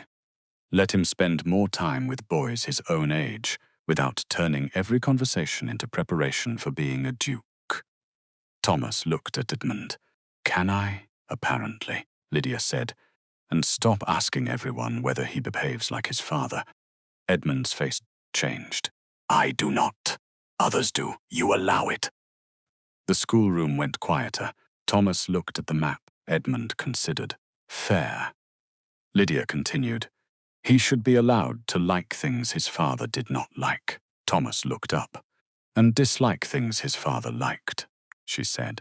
Edmund nodded slowly. Thomas asked, even shooting? Edmund stared. You dislike shooting? Little. Why have you never said so? Thomas gave him a look. Lydia almost laughed. Edmund caught it. Yes, he said. I see the flaw in the question. Thomas touched the ruler to the map. I like riding, then ride. I like fishing, then fish. I hate dancing. Anna said, everyone hates your dancing. Thomas threw a paper label at her. Lydia caught it before it landed. No projectiles during geography. Edmund said, is that a long-standing academic principle? It is now. Thomas was staring at Lydia. She said, you may stop looking grateful. There will still be Latin. His face fell. Edmund laughed. Anna said, and dancing? Edmund looked at Thomas. Thomas looked alarmed. Some dancing, Edmund said. Thomas groaned. Partnership requires compromise, Lydia said. Thomas pointed at Edmund. He is not your partner. The words landed innocently. Lydia's hand stopped on the map. Edmund's eyes moved to hers. Only for a second. Anna said, he is today. He is holding the ruler. The moment passed. Lydia took the ruler from Edmund. Then his usefulness has ended. I had begun to suspect as much. She handed it to Thomas. They returned to the lesson, but something had changed. Lydia felt it most clearly when Edmund asked her another question and waited through the full answer without once glancing toward the door or the clock. He no longer looked at her as though she belonged to the edge of the room. It should have frightened her. Instead, it warmed something she had kept very carefully practical for years. She'd disliked that. Warmth was difficult to budget. Meanwhile, the accusation had not disappeared. Lady Margaret made certain it did not. The household became a map of subtle divisions. Mary Cole remained openly loyal. The cook gave Lydia larger portions without comment. James Pike became increasingly nervous. 2 maids avoided her. 1 apologized when they met alone. Lady Margaret spoke often of standards. Then, 9 days after the brooch vanished, a magistrate's clerk arrived. Lydia was in the schoolroom when Mary came to fetch her. Her face had gone pale. Miss Fairbourne, what is it? There is a gentleman below. Who? Mr. Weller's clerk. Lydia set down the pen. Mr. Weller was the local magistrate. Thomas stood. Why? Mary looked toward him. Lydia answered, because someone has made the accusation formal. Anna's face changed. No. Lydia closed the ink bottle. Stay here, Thomas said. I am coming. No. If they accuse you, you are staying. He stepped forward. Miss Fairbourne. She looked at him. Thomas. He stopped. She softened her voice. Trust me enough to obey me. That worked. He sat. Lydia went downstairs. The clerk waited in the morning room. Edmund stood by the window. Lady Margaret sat near the fireplace, looking composed. Too composed. Miss Fairbourne, Edmund said. His voice was controlled. Lydia looked at the clerk. He bowed. Mr. Weller requests your presence this afternoon. On what grounds? A written complaint regarding the disappearance of Lady Margaret Lyle's brooch. Lydia turned to Lady Margaret. You sent it. Lady Margaret raised her chin. I did what was necessary, Edmund said. Without informing me, you have delayed for more than a week. I was investigating. You were indulging her. Lydia looked back at the clerk. What time? 3 o'clock. Edmund said, I shall come with you. Lydia looked at him. No. Lady Margaret's eyebrows rose. Edmund's did not. No, I appreciate the offer. It was not. He stopped. Perhaps he had been about to say, it was not an offer. Lydia continued. If the magistrate believes I require a duke standing beside me before I can answer questions, then every answer I give becomes yours." Edmund's gaze held hers. "This accusation concerns my household. It concerns my name." The room was silent.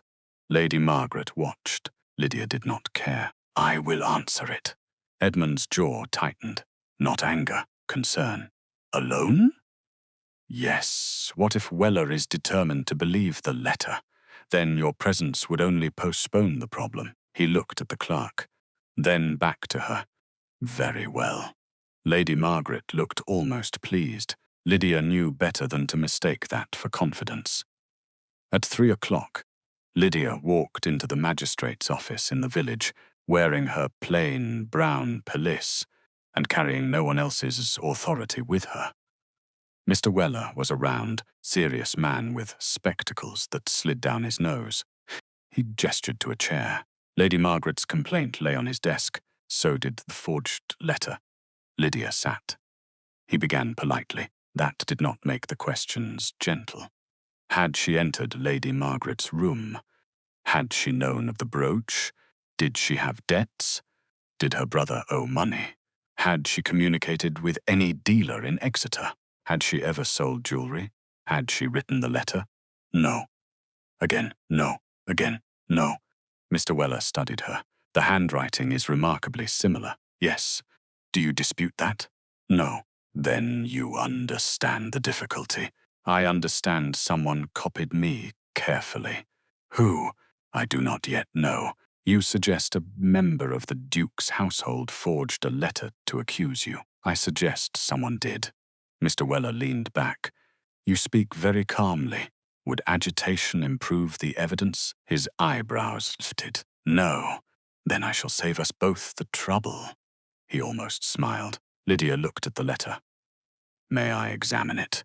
"You have seen it. I saw it briefly." He slid it toward her. This time she had light. Time. "No, Lady Margaret," interrupting. "Children's listening." Lydia placed the paper flat. She read each line. The writer had copied her hand well. Too well. That was the problem. Lydia's private writing changed when she wrote quickly. Letters joined, strokes shortened.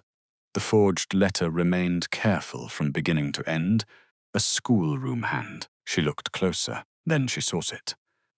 The capital T.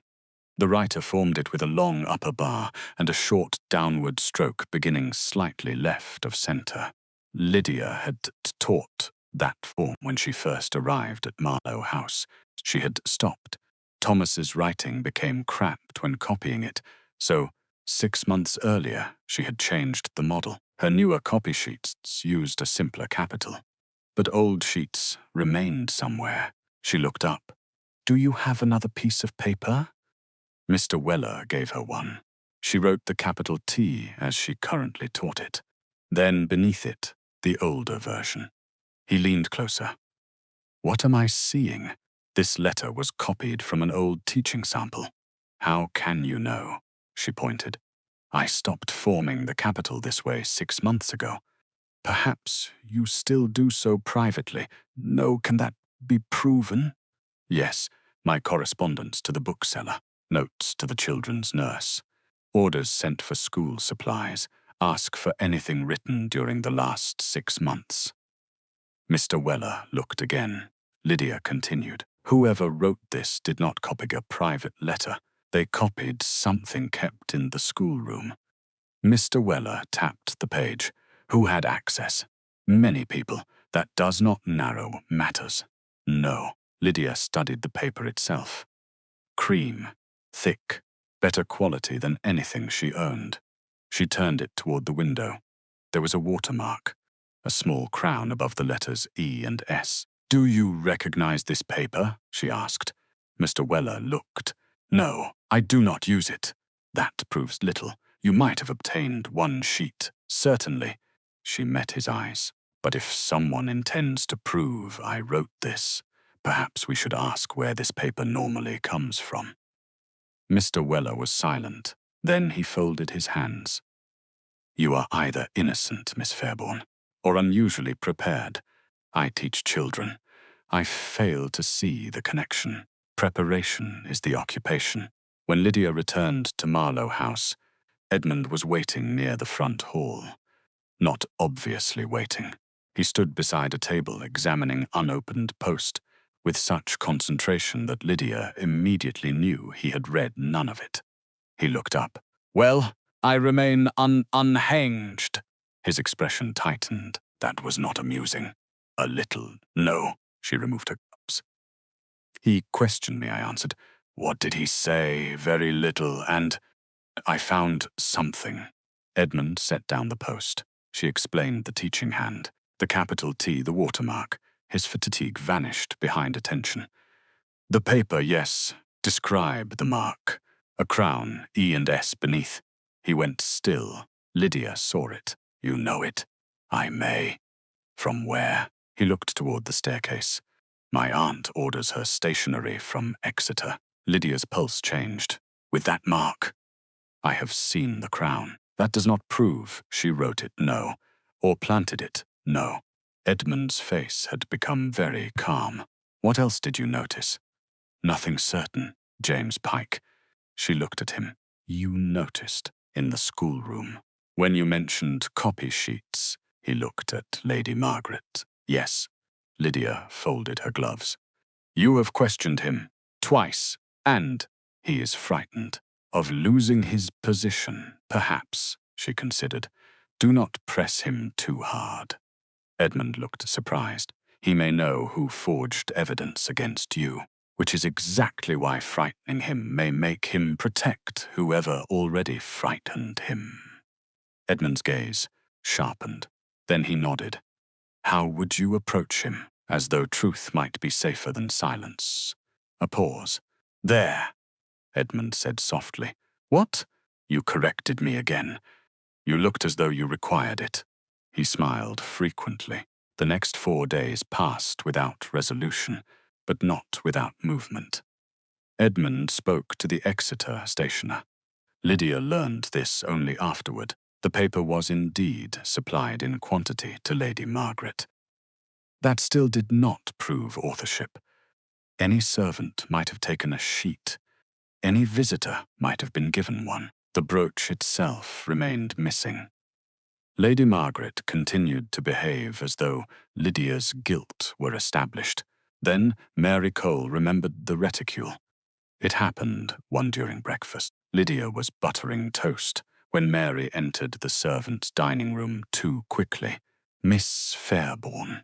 Lydia looked up. Mary's face was flushed. I remembered something. The cook stopped slicing bread. James Pike stopped eating. Mary came closer. "The Sunday Lady Margaret wore the brooch." "Yes." After church, she carried the green travelling reticule upstairs. Lydia frowned. "What reticule?" "The old one, embroidered leaves." She complained. "The clasp was broken, and—" I thought nothing of it. But she had the brooch on when she entered the house.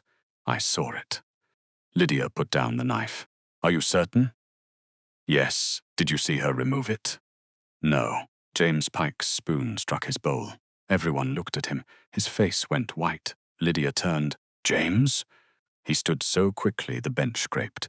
"I have work, James." He left. Mary whispered, "He knows." Lydia rose. "Perhaps." She did not chase him. Edmund did. Not immediately. He found James later in the stable yard. Lydia learned the details that evening when Edmund came to the schoolroom. She was alone, sorting Anna's copybooks. He entered and shut the door. James spoke. Lydia turned. "And my aunt asked him for one of your discarded copy sheets 3 weeks ago." Lydia's fingers tightened around the book. "What reason?" she said. She wished to compare Anna's handwriting. "Did he give it to her?" "Yes." "Did he know why?" "No." "Do you believe him?" Edmund was quiet. "Yes." Lydia sat. The accusation, which had seemed ugly and improbable, took shape. Lady Margaret had obtained Lydia's handwriting. She used distinctive paper. She had openly wanted Lydia removed. Still, one problem remained. "The brooch, Mary's reticule. Have you searched?" "No." Lydia looked at him. "Why?" Because if I enter my aunt's rooms and find nothing, she will know exactly what I suspect. She already does. Perhaps. And if the brooch is there, then I want a witness who cannot be accused of inventing it. Lydia understood. Mr. Weller. Yes. The search happened the following morning. Lydia was not invited. She was grateful. She taught Anna fractions, while Thomas pretended not to listen for footsteps in the corridor. At 10:30, bells rang somewhere below. At 11, the house felt too quiet. At 15:15, Mary entered the schoolroom. She did not speak. She simply looked at Lydia. Then she nodded. Anna dropped her pencil. Thomas stood. Lydia's heartbeat became suddenly loud. Where? Mary swallowed, sewn into the lining of the green reticule. Anna whispered, She put it there. We do not know. Thomas said, We do. Lydia turned. No. His face was furious. We do. We know where it was found. Nothing more until we hear it. But, Thomas, he sat. Lydia was proud of how calm she sounded. Her hands felt cold. Half an hour later, a footman came. His Grace asks for you in the library. Lydia stood. The children rose too. No. Anna said, Again. Thomas muttered something. What was that? Nothing. Good.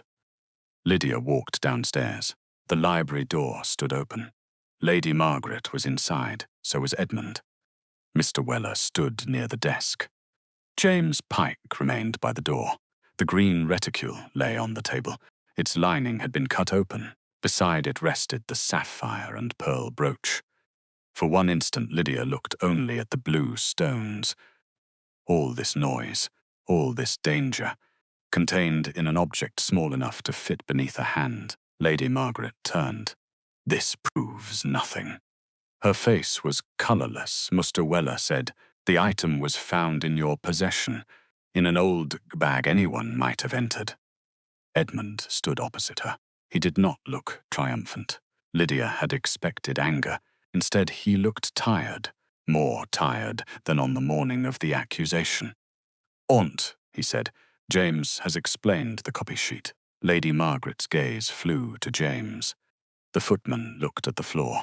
He lies, Edmund continued. The stationer confirms the forged letter was written on paper supplied to you. Half the household might take my stationery. The brooch was found sewn into your reticule, placed there. By whom? Lady Margaret looked at Lydia. There it was. The final attempt? By her. Lydia almost laughed.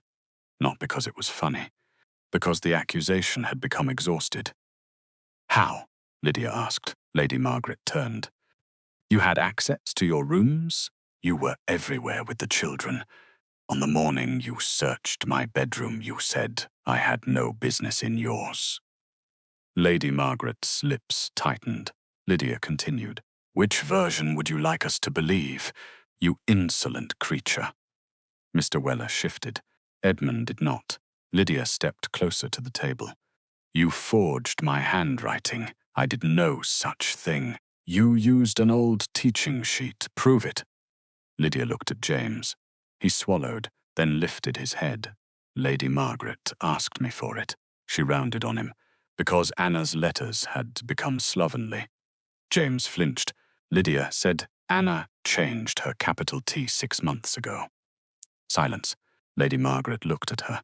Lydia continued. You copied a form neither child currently uses.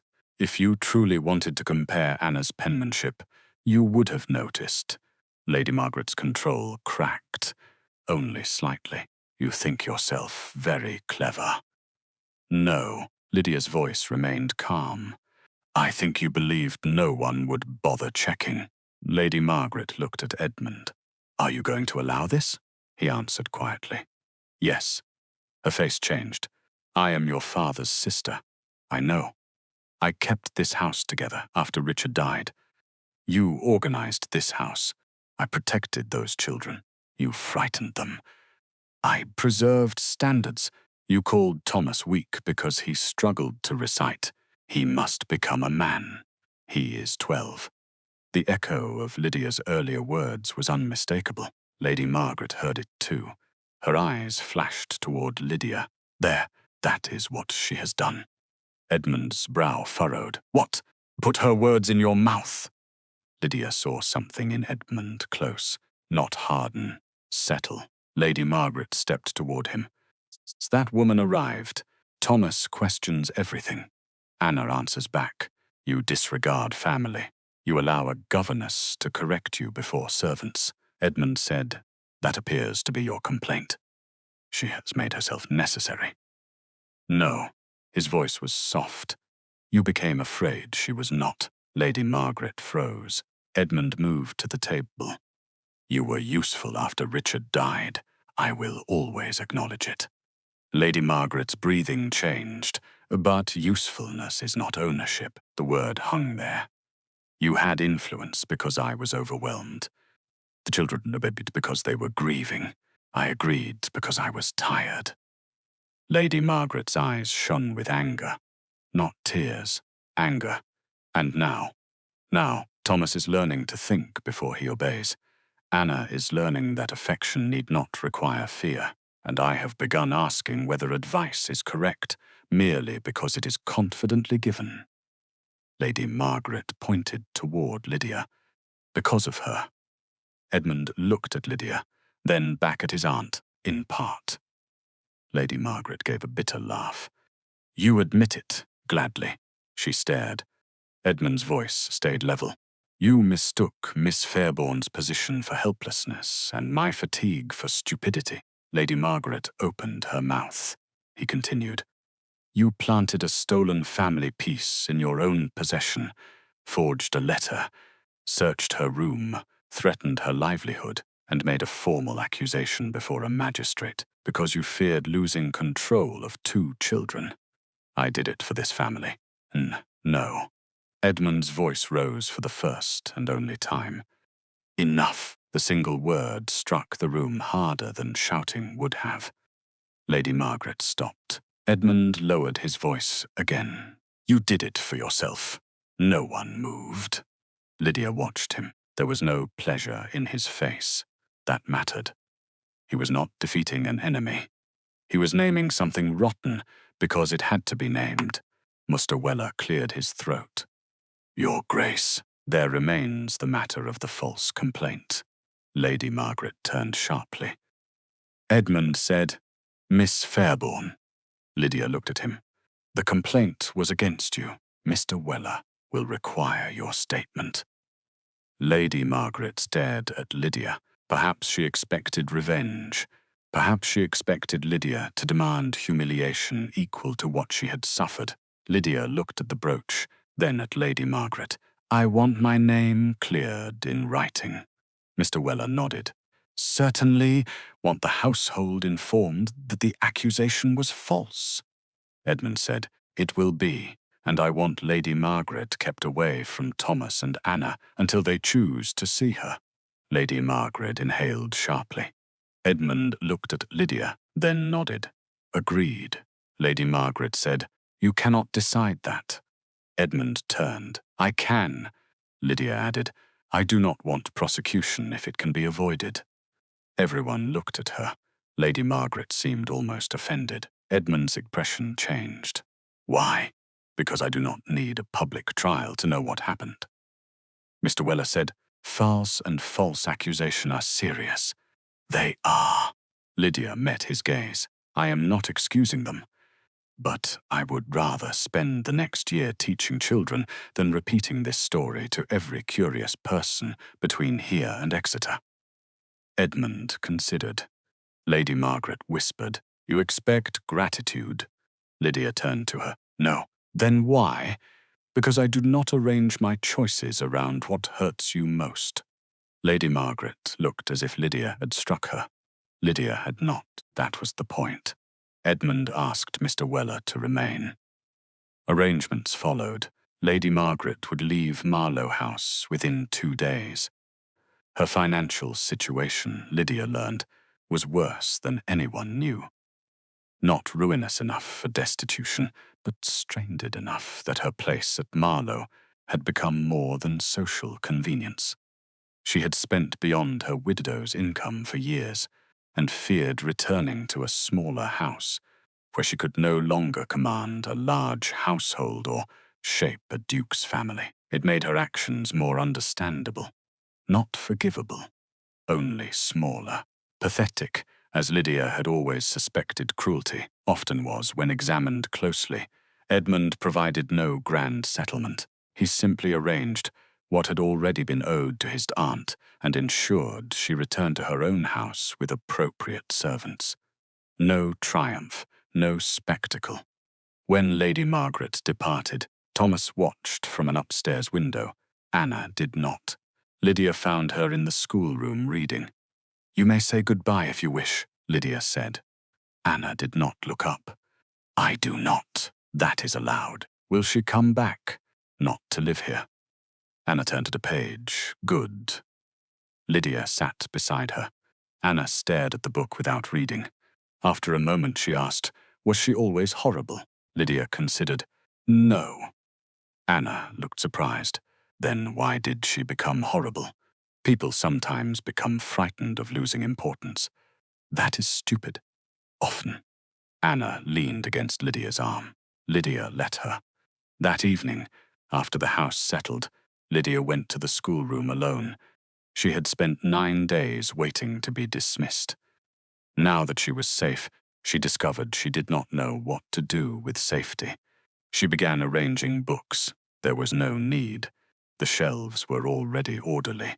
She moved Caesar beside Cicero, then changed her mind. She straightened Anna's copy sheets. She stacked Thomas's maps. She was aligning stencils when the door opened. Edmund entered. He had removed his coat. His cravat was loose at the throat. He looked tired again. But this was ordinary tiredness, not siege. "You are reorganizing pencils," he said. "Yes." "Should I be concerned?" "Probably." He stepped inside. "May I?" "It is your schoolroom." "No." She looked at him. He nodded toward the chair. "May I sit?" Something about the question reached backward to the morning he had offered her one. Lydia looked away first. "Yes." He sat. She continued arranging pencils. He watched for several seconds. "Your name has been cleared." "I know. Mr. Weller will send a written statement tomorrow." "Good." "I have spoken to the household." "I know." James asked whether he would be dismissed. "What did you say?" "No." Lydia nodded. "Good. He should have told me sooner." "Yes, but fear makes poor servants of otherwise decent people." She looked at him. "That sounds almost wise. I have been receiving excellent advice. Expensive advice, moderately." She turned back to the pencils. Silence settled, not awkward. That was new. Edmund rested his hands on his knees. "I owe you an apology." "For what?" "For allowing my aunt as much authority as she had. That harmed more people than me." "I know." "Then apologize to them." "I have." Lydia glanced at him. Thomas was unbearable about it. Naturally. Anna informed me she had been waiting 2 years. Also naturally. He smiled. Then the smile faded. "Miss Fairbourne." Something in his tone made her set down the pencil. "Yes, I have been trying to decide what happens now. Lessons resume tomorrow." "What I mean?" Her pulse shifted. She disliked that he could do that with 6 words. She folded her arms. "What do you mean?" He stood. Not closer. Simply stood because sitting apparently made what he wanted to say more difficult. "When this began, you were my ward's governess. I remain their governess. Yes, but..." He looked toward the maps. "You corrected me in front of Thomas. You survived. Barely. Your courage is remarkable." He laughed softly. Then his expression came serious again. "You disagreed with me about his schooling." Repeatedly. "You told me my reasons were poor. Were you rejected 6 books I chose? 7. The Roman history as well." "I thought we compromised on that. We did not." He stared at her. 7 then." Lydia waited. Edmund took a breath. I have spent 2 years surrounded by people who agree with me before I finish speaking. That sounds convenient. It is intolerable. She did not answer. They tell me the sky is blue because I say it is blue. If I called it green tomorrow, half of them would admire the unusual shade. Lydia's mouth twitched. He continued, "You do not know. You seem almost committed to the opposite. Only when required. Frequently. He moved 1 step closer. Still enough space remained between them to be proper. That mattered to Lydia. Everything about him remained careful. "I do not want gratitude from you," he said. "Good, nor dependence. Better. And I am not offering to rescue you. You would fail. I have already been rescued from the principal danger." "By whom?" "Myself, mostly." His smile appeared. "That answer is one reason I am standing here." Lydia's heartbeat became inconvenient. Edmund looked at her steadily. "I want partnership." She said nothing. "Not tonight, not because of what happened. I am not asking for an answer produced by relief. That is sensible. I have been trying very hard to become sensible. You show occasional promise." He took that without protest, too. "I want Thomas and Anna raised by someone who sees them rather than their positions. I want this house less interested in appearances and more interested in whether things actually work." Lydia's throat tightened. She kept her expression level. And I want..." He stopped. For the first time since she had known him, Edmund seemed unable to find a sentence. Lydia waited. He tried again. "I want the person who tells me when I am wrong to remain near enough to continue doing it. That could describe several forms of employment. I am trying to make this difficult for you." "You are succeeding." He laughed once, then he looked directly at her. "Lydia." It was the first time he had said her Christian name. The room changed, not dramatically. The fire did not flare. No music played from another room. Rain tapped against the glass. A pencil rolled slowly across the desk and stopped against a book. That was all. "Lydia, I have admired you almost from the moment you contradicted my aunt while being accused of theft. An unusual foundation for courtship. I have little experience. It shows. I have admired how you teach, how you notice things, how you refuse to make children ashamed of what they find difficult." His voice softened. "How you refuse to make me comfortable when comfort would be dishonest." Lydia looked at him. No man had ever offered admiration for the parts of her that usually caused trouble. Bluntness, practicality, refusal. She had spent years learning how to make those qualities useful enough that employers tolerated them. Edmund seemed to value them. That frightened her far more effectively than Lady Margaret ever had. He continued, "I do not expect you to become someone else because my title changes yours. That is fortunate. I would be terrible at managing you." "Very, I know." His eyes warmed. "I am asking whether in time you might consider building a life here with me. Not as my employee, as my partner." Lydia's hands were cold again. She hated that, and eventually. His voice was quiet. "My wife, if you wished it." The word sat between them. Wife, Duchess, absurd words. Large words, words that not belong in a schoolroom beside broken pencils and a child's unfinished map. Lydia walked to the desk.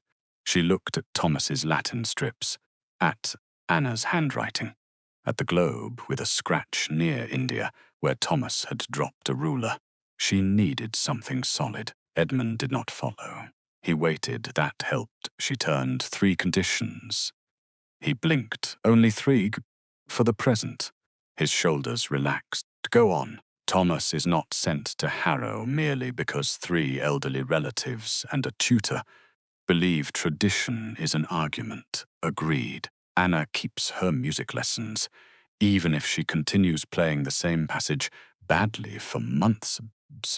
Agreed. And you never again interrupt a child who is trying to find an answer. He looked offended. I have done that only once. You did it yesterday.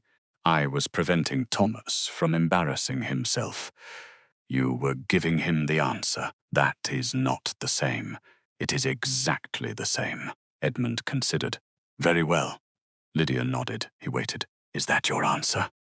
It is my list. She looked at him. His expression was so open that she had to resist the instinct to retreat into wit. So she gave him truth. I do not know how to be a duchess.